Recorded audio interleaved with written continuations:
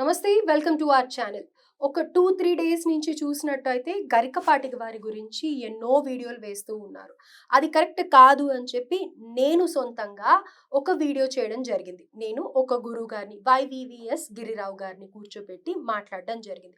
నేను అక్కడ ఎవ్వరి పేరు ప్రస్తావించలేదు. ఎవ్వరి గురించి మాట్లాడలేదు. కానీ నా వరకు వచ్చిన వీడియోని కూడా అందులో ఎవరైతే వీడియో చేసి గురువుల గురించి మాట్లాడారో వారి పేరు కూడా నేను చెప్పలేదు. కానీ అందరూ కూడా గరికపాటి గారి గురించి నీ స్థాయి ఏంటమ్మా మాట్లాడేది అన్నారు. యెస్, డెఫినిట్‌గా నా స్థాయి ఏంటి? నేను మాట్లాడకూడదు. దాని గురించి నేను అసలు కామెంటే చేయలేదు. అది వారి పర్సనల్ లైఫ్. వారు చూసుకుంటున్నారు. వాళ్ళు తేల్చుకుంటున్నారు. ఇదే విషయంగా నేను అసలు ఆ విషయమే ఎత్తలేదు. అయితే మీలో చాలామంది కామెంట్స్ చేశారు కదా! మీ గురించి ఈ ప్రత్యేకమైన వీడియో నేను ఎందుకు చేశాను అనేది కూడా ఇప్పుడు నేను చర్చించబోతున్నాను. మనతో పాటు ప్రస్తుతం డాక్టర్ రాఘవ సతీష్ శర్మ గారు ఉన్నారు. వారితో మాట్లాడదాం. అయితే ఈ వీడియో చేయడానికి గల కారణమైన వీడియో నా వరకు వచ్చింది.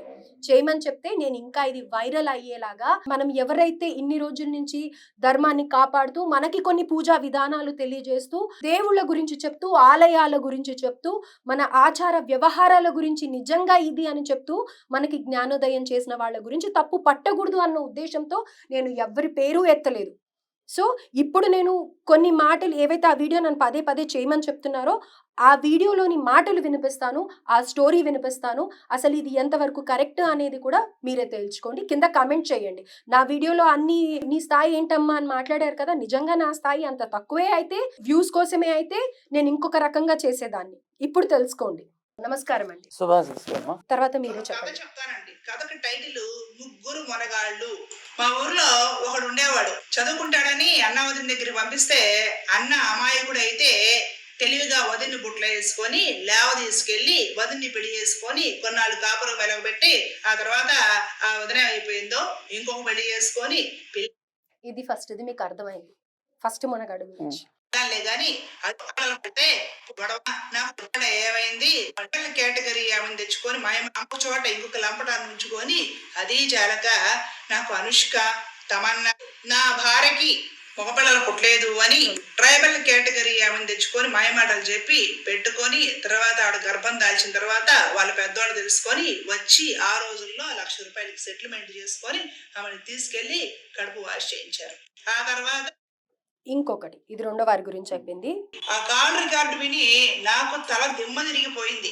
మనుషులు ఇలా కూడా ఉంటారా అని. వాళ్ళ బంధువుల్లో పిల్లకి మరదల వర్షాన్ని వరుస కలిపి లేవ తీసుకెళ్లి హోటల్ రూమ్ లో 4 రోజులు ఉంచి కార్యక్రమాలన్నీ ముగించి తర్వాత పెద్దవాళ్ళు వెతుక్కుంటూ వచ్చి వాడిని కింద పడేసి చెప్పుతోదంతే కొద్ది రోజులు ఊరొదిలి వెళ్ళిపోయి ఇక్కడ ఈ పిల్ల ఏమో గర్భం దాల్చి ఆ తర్వాత భయపడిపోయేసి గన్నేరు పప్పు తిని ఆ కడుపు వాష్ అయిపోయి ప్రాణాపాయ స్థితిలోకి వెళ్ళి వెనక్కి తిరిగి వచ్చి ఆ చేసిన తప్పు ఊరంతా తెలిసి ఆ అమ్మాయి రెండో పెళ్లి వాడిని పెళ్లి చేసుకుంది. మీరేమంటారు? నేను చెప్పబోయేది ఎడిట్ చేయకుండా టెలికాస్ట్ చేస్తారా? తప్పకుండా. ఎందుకంటే నేను నారసింహుడి బిడ్డని. నా ప్రాణం పోతుందేమో కానీ నా నుంచి నిజం దాగదు. లేనిది చెప్పను, ఉన్నది దాచను. ఖచ్చితమైన విధానంలోనే మాట్లాడతా. ఈ మనిషి నాకు తెలిసి గోవింద సేవ అని ఏదో ఒక యూట్యూబ్ ఛానల్కి సంబంధించిన మనిషే. నేను ఎప్పుడో నవంబర్లో ఈ పుష్ప సినిమాకి సంబంధించి బలి కోరబోతోంది, బలి జరిగి తీరుతుంది అని చెప్పినప్పుడు తర్వాత నా వాయిస్ని పెట్టి ఈయన ఇలా చెప్పాడు.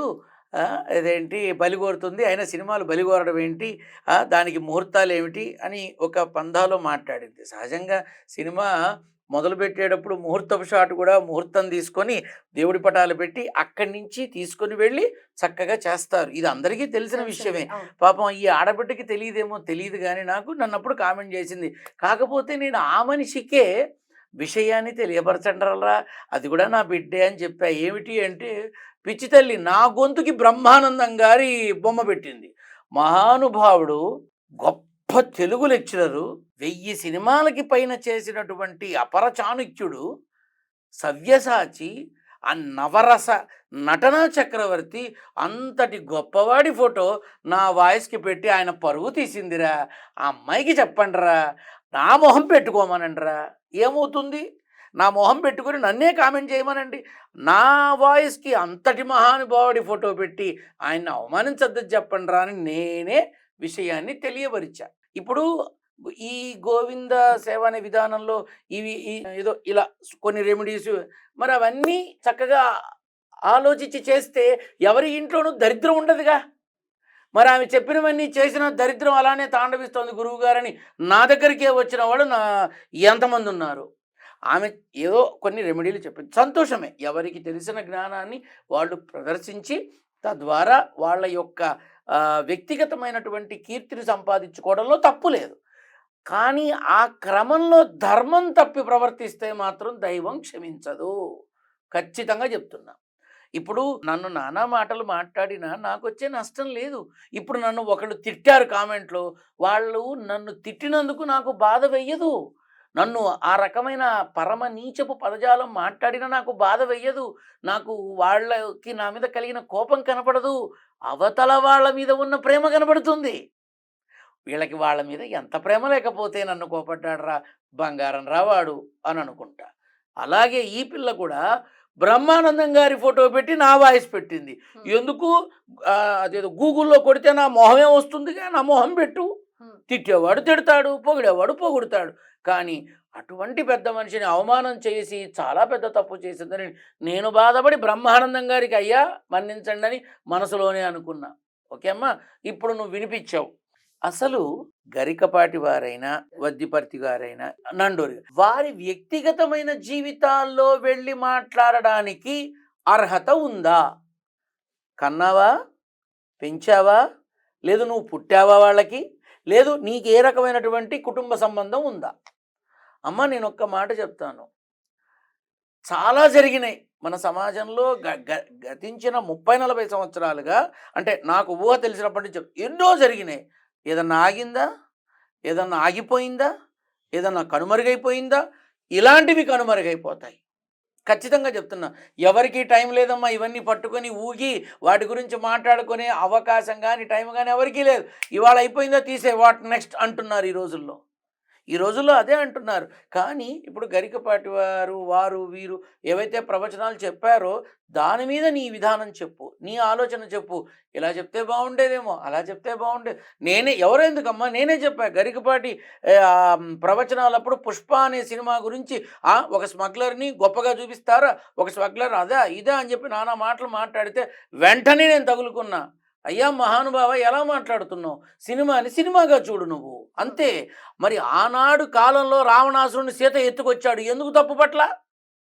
ద్రౌపదిని వలువలు ఊడ్చారు, ఎందుకు తప్పు పట్ల? గజదొంగ అనే సినిమాలో మహానుభావుడు ఎన్టీఆర్ బంగారాన్ని దొంగిలించాడు, ఎందుకు తప్పు పట్ల? అక్కినేని నాగేశ్వరరావు గారు తోటరాముడో శభాష్ రాముడో తెలియదు, పేరు సరిగా గుర్తులేదు, దొంగతనాలు చేసి కుటుంబానికి అన్నం పెట్టాడు, ఎందుకు తప్పు పట్ల? ఎందుకు తప్పు పట్టలేదు? నటశేఖరుడు మహా అందగాడు, సూపర్ స్టార్ కృష్ణ, మోసగాళ్ళకు మోసగాడు సినిమాలో ఎంత బాగుంటాడో, మరి కౌబాయ్ వేషంలో వెళ్ళి నిధులు కొల్లగొట్టాడు, ఎందుకు తప్పు పట్ల? అవన్నీ ఎందుకమ్మా? రీసెంట్గా అదేదో సినిమాలో అనుష్క వేశ్య పాత్ర పోషించి రక్తి కట్టించింది, ఎందుకు తప్పు పట్ల? అవన్నీ నీకు తప్పు కాదు. ఇప్పుడు నీకు పుష్ప స్మగ్లర్ అంటే తప్పు. సినిమాని సినిమాగా చూడాలి, అంతవరకే. దాన్ని సమాజం మీద రుద్దకూడదు. ఇప్పుడు సినిమా మరి పోలీసు డిపార్ట్మెంట్ని ప్రతి వాడు దారుణంగా వాడుకుంటారు. అసలు పోలీసులు అంటే నీచ నికృష్టుల్లాగా, దుర్మార్గుల్లాగా, రేపిస్టుల్లాగా చూపిస్తారు. ఎందుకు తప్పు పట్ల నువ్వు? ఇప్పుడు ఎందుకు తప్పు పడుతున్నావు? ఇలాంటివి ప్రశ్నించండి. అది ఎవరైనా సరే. ఇప్పుడు నువ్వు చెప్పిన ఈ ముగ్గురు యొక్క పెద్ద మనుషులు ఎవరైతే ఉన్నారో వాళ్ళు పేరు ప్రఖ్యాతలు ఉన్నవాళ్ళు, గుర్తింపు తెచ్చుకున్న వాళ్ళు, అన్ని రకాలుగాను స్థిరపడ్డవారు. వాళ్ళకి సంబంధించి సమాజానికి వాళ్ళు ఇచ్చేటటువంటి విషయాలలో ఉన్నటువంటి మర్మాన్ని నువ్వు క్వశ్చన్ చేయి.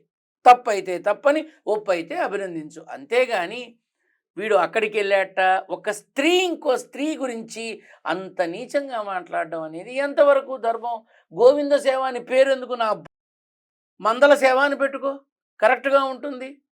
గోవింద సేవ అని పెట్టి ఆ గోవిందుడి నామంలో ఉన్నటువంటి దానిలో వీడు దాని దగ్గరికి వెళ్ళాట, గన్నేరుపప్పు తిందిట. ఏమిటమ్మా ఇంత అపప్రదంగా మాట్లాడటం?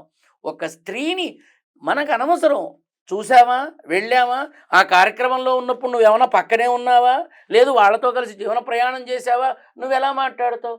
ఒక మనిషికి సంబంధించి వ్యక్తిగత దూషణ తప్పు, చాలా పెద్ద తప్పమ్మ. ఇద్దరు కాదు 20 మంది ఉంటారు ఆయనకి, నీకెందుకు? వాడి ఓపిక వాడిది. 20 మందితో కాపురం చేస్తాడో, 20 మంది పిల్లల్ని కంటాడో, అది వాడి వ్యక్తిగతం. వాళ్ళ వ్యక్తిగతమైన విషయాల్లో మనం మాట్లాడకూడదు, అది చాలా తప్పు. సమాజానికి వారొక గురుకుల స్థానంలో, గురుస్థానంలో ఉండి వాళ్ళొక మంచిని చేశారుగా. ఇప్పుడు ఎంత మంచి చేయకపోతే మొన్న పద్మశ్రీ ఇచ్చారు. మంచి చేశారని, తన ద్వారా తన వల్ల కొంతమందికి మేలు జరిగిందని ఒక కీర్తి గడిచారు అని చెప్పి ఇచ్చారుగా. మరి ఇప్పుడు పద్మశ్రీ వెనక్కి తీసుకుంటారా?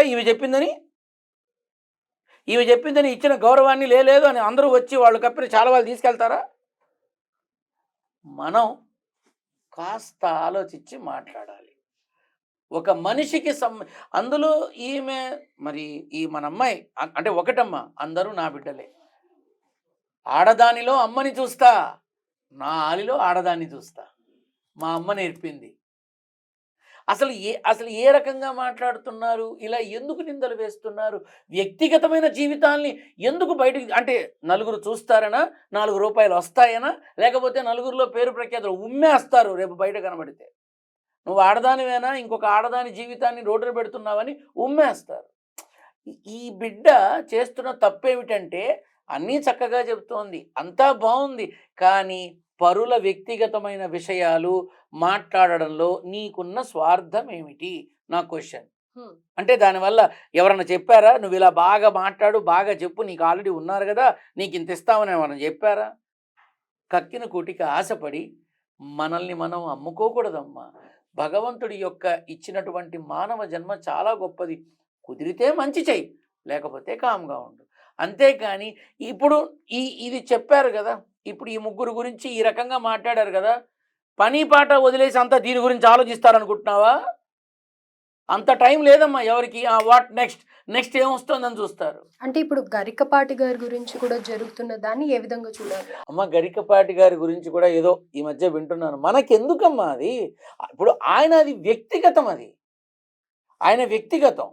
ఆ వ్యక్తిగతంలో ఆయనకి ఎవరన్నా ఉండొచ్చు, మనకెందుకు? అది కొన్నేళ్ల క్రితం జరిగిపోయింది. అది ఎన్నేళ్ల క్రితమైనా సరే మనకు అనవసరం. మనం పెడుతున్నామా తిండి, మనం ఇస్తున్నామా గుడ్డ, మనం ఇస్తున్నామా నీడ, మనం పెంచి పోషిస్తున్నాం. అరే, అసలు మనకి ఏ రకంగా అర్హత ఉంది మాట్లాడడానికి గరికపాటి గారి వ్యక్తిగతమైన జీవితం గురించి? ప్రతి వాళ్ళు ఒక ఇది కనబడితే చాలు, వేసాయి అంతే. ఇప్పుడు వేశారు, ఇన్నాళ్ళు బాబులుగా ఉంది, ఇప్పుడు బయటపడింది, రైట్. ఇప్పుడు గరికపాటి గారిని ఏమంటావు నువ్వు? ఏమండి మీరు ఇలా చేశారా, నిజమేనా? అవును, నా ఇష్టం, నేను చేస్తా. ఒకళ్ళు కాదు, ఇద్దరు కాదు, 30 మందిని పెట్టుకున్నా. నీకెందుకురా అంటే ఎవడి సిగ్గుపోతుంది? మీరు అంత పెద్ద స్థాయిలో మగాడు కాదా? మగాడేగా. అరే, దీని దుంపదేగా, భార్య పోయి సంవత్సరం కాకుండానే ఇంకో దానికోసం వెతుక్కుంటున్న జాతి మా మగ జాతి. నేను ఓపెన్గా, నన్ను ఎవరన్నా తిట్టుకోను, నాకేం ప్రాబ్లం లేదు, ఏం నష్టం లేదు. అమ్మ, ఒక్కటి చెప్తున్నాం ఈ మాన్యమాల ద్వారా, తల్లి లేని కుటుంబం కుక్కలు చింపిన విస్తరలా 10లో 8 అయినాయి నేను చూసా. కానీ తండ్రి లేకపోయినా తల్లి పాలనలో, తల్లి లాలనలో, తల్లి ఆలనలో ఆ పిల్లలు పెరిగి పెద్దవాళ్ళై ప్రయోజకులై సమాజానికి ఉపయోగపడుతున్న వాళ్ళు ఉన్నారు, కుటుంబాన్ని నిలబెట్టిన వాళ్ళు ఉన్నారు. అదమ్మా స్త్రీ జాతి గొప్పతనం. ఏం మాట్లాడుతుంది నాకు అర్థం కాదు. ఒక స్త్రీ ఇంకొక స్త్రీని ఈ రకంగా ఇస్త్రీ చేయడం చండాలంగా ఉంది, పరమదరిద్రంగా ఉంది. ఇప్పుడు ఆ ముగ్గురు సొసైటీలో పేరు ప్రఖ్యాతులు ఉన్నవాళ్ళు, సొసైటీలో నిలబడ్డవాళ్ళు, చక్కని గౌరవాలు పొందిన వాళ్ళు, బిరుదులు సత్కారాలు పొందిన వాళ్ళు, పైనుంచి కేంద్రం నుంచి పేరు తెచ్చుకున్న వాళ్ళు, వాళ్ళ జీవితం ఈ రకంగా సొసైటీకి ఉంది. ఇవాళ ఏదో ఒకటి కనబడింది, అంత మాత్రాన ఈ గడచిన జీవితం అంతా వృధా అంటావా? అది ఆయన వ్యక్తిగతాన్ని నువ్వెందుకు పబ్లిక్లో మాట్లాడుతున్నావు? అసలు నిజంగా చెప్తున్నాను, గోవింద సేవ అని పేరు పెట్టి ఇప్పుడు ఏంటంటే బ్రోతల హౌసుల గురించి మాట్లాడినట్టుగా ఉంది. అంతే కదమ్మా. ఒక స్త్రీని వీడి ఇలాట, వాడు అలాట, దీన్ని తీసుకెళ్ళాట, ఎంత జుగుప్సగా ఉందమ్మా ఆ భాష. ఒక స్త్రీ మర్యాదని, గౌరవాన్ని కాపాడుకోవాలమ్మా. ఆ హైందవ సంకారావంలో కూడా నేను ఆశపడ్డా, మనమందరం ధర్మరక్షణ పరిరక్షణ కోసం మనమందరం ధర్మరక్షణ సైనికులమయ్యి మన ఆడబిడ్డల్ని మనం కాపాడుకుందాం. సందుకో సైనికుడిగా మారదాం. యావత్ భారతావనిలో ఆంధ్ర తెలుగు రాష్ట్రాల్లో తెలంగాణ రాష్ట్రాల్లో మనమంతా కలిసి మన బిడ్డల్ని కాపాడుకునే ప్రయత్నంలో ప్రతి సందులో ఒక ధర్మ రక్షణ పరిరక్షకుడు రావాలి, వాడు మన ఆడబిడ్డల్ని కాపాడే సైనికుడు కావాలి అని అంటారేమోనని ఆశపడ్డా. ఏమీ లేదు, ఏమీ లేదు. కనీసం కళ్యాణ్ బాబన్న సనాతన ధర్మ పరిరక్షణ సమితి అని పెట్టి అందులో తన అభిమాన దళాన్ని సైనిక దళంగా మార్చి మన కుసుమ కోమలి ఆడపిల్లల్ని కాపాడుకోగలిగితే నేను పోయే లోపల సంతోషిద్దామని కోరుకుంటున్నా. ఈ రకమైనటువంటి భాషతో ఒక మహిళ అయ్యుండి సాటి స్త్రీలని ఇంత జుగుప్సగా మాట్లాడి సమాజానికి గడిచిన ఇన్నేళ్లుగా సేవలు చేస్తూ వచ్చి మర్యాదలు బిరుదులు పొందినటువంటి ఆ ముగ్గురు మహానుభావులని తక్కువ చేసి మాట్లాడిన ఆ స్త్రీని ప్రజలు గౌరవించరమ్మా. వ్యక్తిగత దూషణ వద్దమ్మా. వ్యక్తిగతమైన విధానాల్లో చొరబాటు చెయ్యకూడదు. అది అధర్మం, అది అధర్మం. నేనే అంటున్నా, ఆయన ఓపిక గరికపాటి ఓపికో ఇంకొక ఆయన ఓపికో వాళ్ళకి లేని బాధ నీకెందుకు? వాళ్ళ జీవితాన్ని బయటకు తీసుకురావడానికి నీకేమర్హత ఉంది? ఇది తప్పమ్మ. మీ మాధ్యమం ద్వారా చెప్పేది ఒక్కటే, మాట్లాడండి, తిట్టండి, నన్ను కూడా అంటారు, ఓకే ఫైన్, పర్వాలేదు, తప్పులేదు. కానీ వ్యక్తిగతమైన నిందారోపణ, వ్యక్తిగత దూషణ అధర్మం. వ్యక్తిగతమైన జీవితాలు సంసారాలు నువ్వు తీసుకొచ్చి పెట్టి మహా అయితే ఓ 10-15 వేల మంది చూస్తారేమో, అంతకు మించి ఏమన్నా ఆస్తి వస్తుందా? గచ్చిబౌలి ఏమన్నా ఫ్లాట్ వస్తుందా? లేదా కొండాపూర్లో ఏమన్నా సైట్ వస్తుందా? ఆ ప్రమాదానికి గురి కాకుండా ఉండాలని నా నారసింహుణ్ణి నేను కోరుకుంటున్నా. రేపు నలుగురు కలిసి నిందిస్తే ఈ బిడ్డ ఆడబిడ్డేగా, నా బిడ్డగానే భావించాగా, తను కూడా బాగుండాలనే కోరుకుంటున్నా. మరొకసారి ఇతరుల వ్యక్తిగత జీవితాలని, వాళ్ళ సంసారాలని, వాళ్ళ బంధాలు అనుబంధాలు ప్రేమల్ని ఇలా రచ్చకి ఇచ్చి దారుణమైన స్థితికి దిగజారకూడదని మనసా వాచ కోరుకుంటున్నాను. అంటే ఇప్పుడు ఈ వీడియో చూసిన వాళ్ళు ఈ వీడియో ఎక్కడుందా అని సెర్చ్ చేస్తారేమో. ఈ వీడియో డిలీట్ చేయడం జరిగిందనమాట. గ్రూప్స్లో చాలా వైరల్ అవుతోంది. దీని గురించి పదే పదే మెసేజ్లు చేస్తున్నారు మాట్లాడమని. కానీ దీని గురించి ఇంకా ఏం మాట్లాడతాం, మనకెందుకు అని గురువుగారు చెప్పినట్టు చెయ్యొద్దు అని చెప్పడం కూడా జరిగింది. మరొక్కసారి చెప్తున్నాను, ఈ వీడియో ఎక్కడ దొరకదు. అండ్ ఇది ఎక్కడ మీరు మర్చిపోండి, అసలు అవసరమే లేదు ఈ వీడియో గురించి. అర్థమైందా? ధన్యవాదాలండి. శుభాశీస్సులమ్మ.